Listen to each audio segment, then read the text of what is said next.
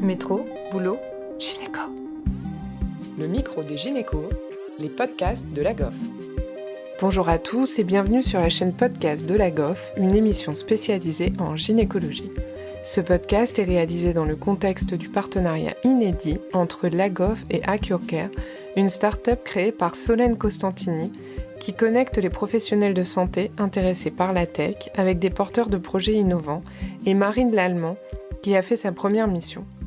Marine est gynéco spécialisée en pelvipérinéologie au CHU de Besançon et c'est avec l'aide d'AcureCare qu'elle a participé à une mission d'expertise médicale pour Physimed qui commercialise une sonde de rééducation périnéale à domicile nommée EMI. Bonjour Solène, merci beaucoup de participer à ce podcast. Est-ce que tu pourrais nous résumer ton parcours et ce qui t'a orienté vers la tech ?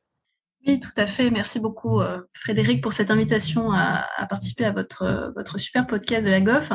Moi, je suis donc Solène Vauquin-Costantini. Je suis chirurgienne stomatologue de formation. J'ai effectué mon internat et mon clinica à Paris. Puis également un parcours recherche. En parallèle, du fait d'une passion pour l'innovation que j'ai découvert quand j'étais jeune interne en chirurgie.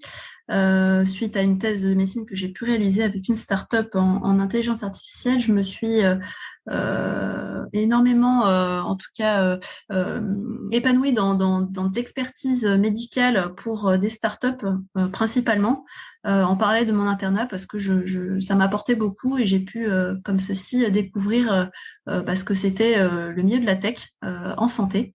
Et de fil en aiguille, après mon parcours hospitalier universitaire, j'ai décidé de m'orienter vers ce secteur-là et donc de créer cette startup qui s'appelle AcureCare et qui justement connecte les professionnels de santé intéressés par la tech, par ce format la tech, avec des porteurs de projets innovants, startup, entreprises et aussi établissements de santé. Voilà. Très bien, merci beaucoup pour ce résumé. Maintenant, j'aurais une question pour toi, Marine. Tout d'abord, merci de participer à ce podcast. Tu as fait ta première mission. Est-ce que tu peux nous raconter un petit peu comment ça se passe et puis ensuite ce que ça apporte pour un chef de clinique ? Déjà, je tenais à remercier la GOF pour cette invitation. Alors, moi, je suis gynécologue obstétricienne spécialisée en pelvipérinéologie au CHU de Besançon. Et à l'aide de AcureCare, j'ai participé à une mission d'expertise médicale pour la société Physimed qui commercialise une sonde d'autorééducation périnéale qui s'appelle EMI. Et cette sonde, elle a reçu de nombreux lauréats français et internationaux, notamment celui du prestigieux CES de Las Vegas en 2018. Et EMI, c'est une sonde qui est innovante. Elle permet l'autorééducation périnéale par biofeedback, sans fil. Elle est utilisable à domicile, ce qui permet d'améliorer la qualité de vie des femmes. Elle se vend en France, elle se vend à l'international, notamment aux États-Unis, en Allemagne. Et ma mission a consisté à apporter des connaissances médicales et celles de l'écosystème sanitaire à la start-up pour promouvoir leur dispositif médical EMI. Je les ai aidés à ouvrir leurs horizons pour toucher davantage les patientes et les professionnels de santé. J'ai participé à renforcer leurs connaissances en termes d'anatomie, de pathologie gynécologique et de grossesse. Et j'ai aussi créé des articles et des vidéos de vulgarisation de pathologie pelvipérinéale et des prises en charge qu'on peut proposer aux patientes. Et en retour, l'équipe de Physimed m'a expliqué comment monter une start-up.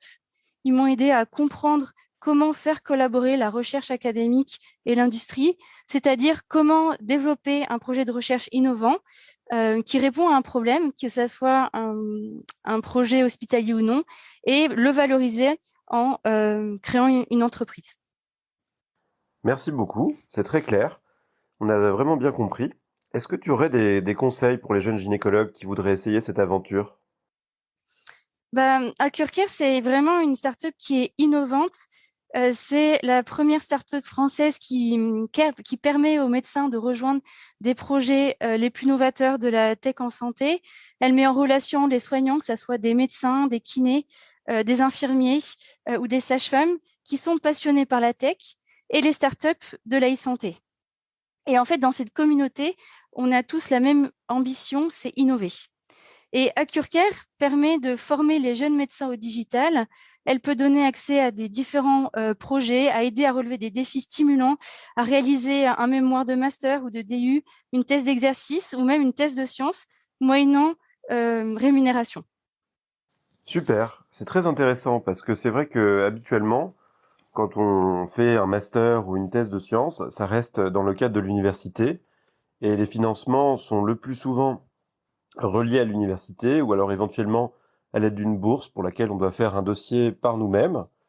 Et là, ça nous montre une alternative, l'opportunité de faire son projet à l'aide d'une start-up.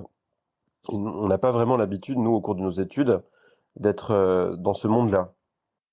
Aujourd'hui, AccurCare donc est né du côté professionnel de santé, de ce besoin de découvrir le digital vraiment concrètement sur des projets très valorisants aussi de co-construction. Je pense que ce que Marine peut en témoigner, mais c'est d'être au contact des acteurs de la tech. On comprend quand même pas mal de choses sur comment ça fonctionne, de parler à des ingénieurs d'autres corps de métier. Ça apporte énormément cette pluridisciplinarité. Donc voilà, l'idée pour les professionnels de santé au départ, c'est surtout de découvrir le milieu. Ceux qui voudraient évidemment, suite à des missions, aller plus loin, pourraient déjà se dire qu'ils ont un peu vu ce que c'était l'entrepreneuriat, même si je vous cache pas, en étant en plein dedans, ça ne suffit quand même pas. mais voilà, en tout cas, c'est une belle porte d'entrée pour ceux qui voudraient aller plus loin. Je pense que c'est comme ça qu'il faut le ressentir et surtout voilà, être valorisé vraiment en donnant son avis sur les solutions dont les professionnels de santé eux-mêmes vont être les utilisateurs. Voilà, ils sont à la fois concepteurs dans le projet AccurCare et utilisateurs. Donc c'est ça qui est très différent, qui est unique. En tout cas, ça n'existe pas aujourd'hui, comme l'a dit Marine. Du côté entreprise, je pense que c'est important aussi de dire ce que ça peut leur apporter, en tout cas des personnes qui m'ont fait confiance jusque-là, portant le projet. Eux-mêmes ne connaissent pas, en tout cas pour la plupart, très bien le milieu dans lequel nous évoluons.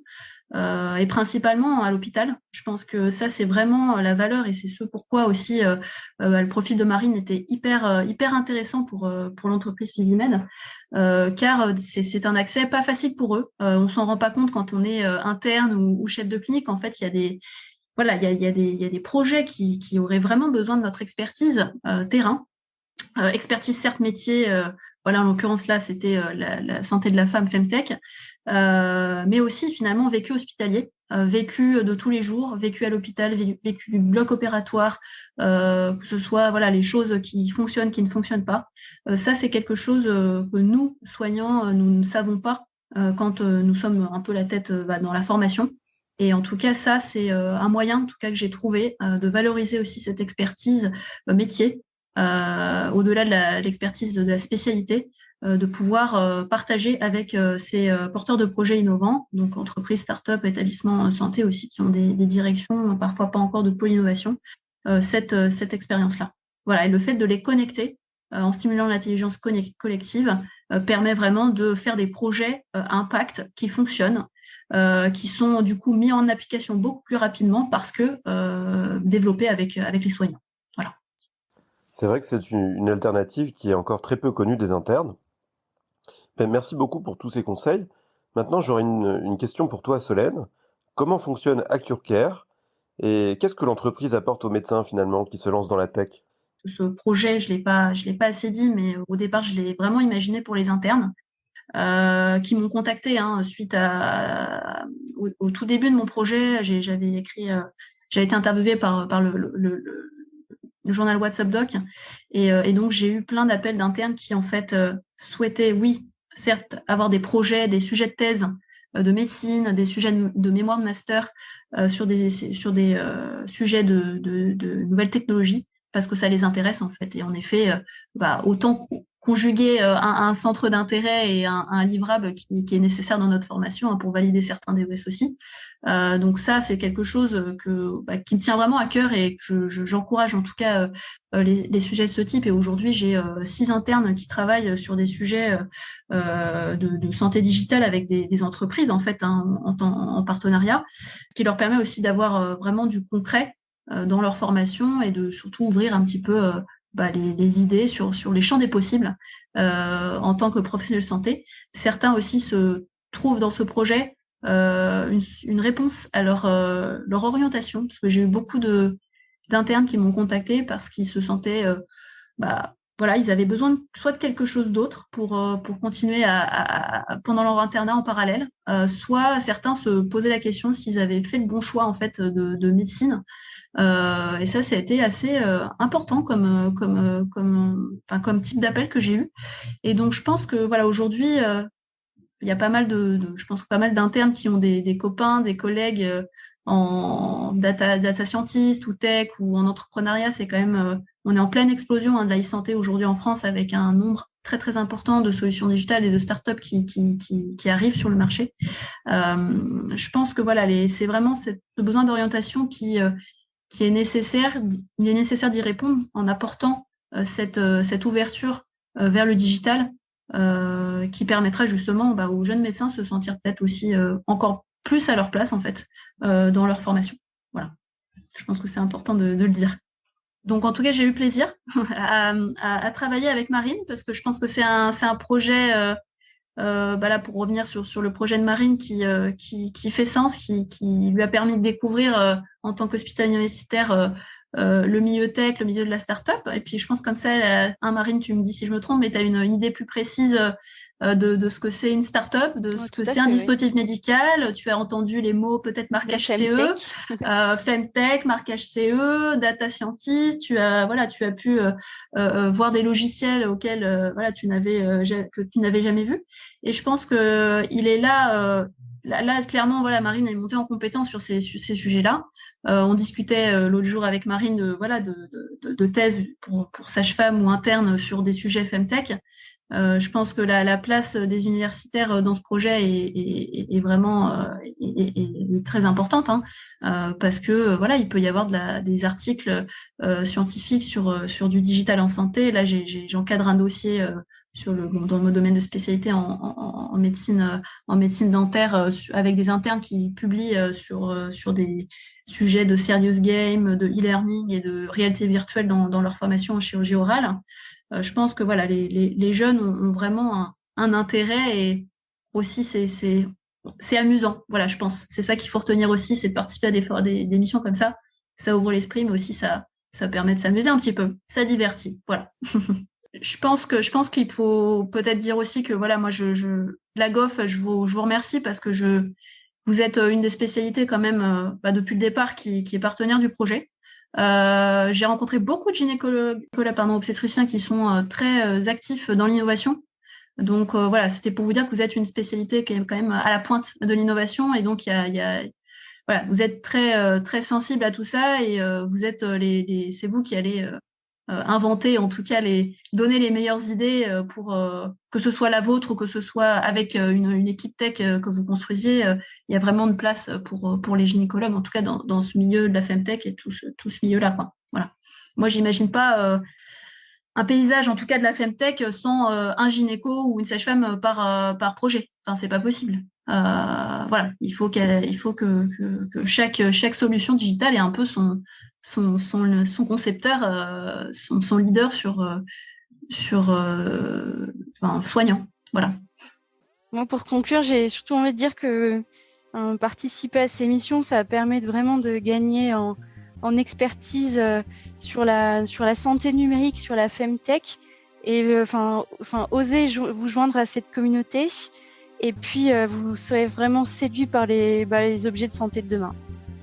Merci à Marine et Solène de nous avoir expliqué ces aspects encore peu connus de l'orientation des gynécos et à Frédéric pour avoir animé cette interview. Cet épisode est financé par Physimed, une entreprise spécialisée qui conçoit, développe et commercialise des solutions médicales innovantes et connectées. Merci à tous de nous avoir écoutés aujourd'hui. Rendez-vous la semaine prochaine pour un nouvel épisode. Vous retrouverez toutes les ressources et références de ce podcast dans la description et surtout, n'hésitez pas à vous abonner à la chaîne, à lui accorder 5 étoiles, voire même à en parler autour de vous. Métro, boulot, gynéco.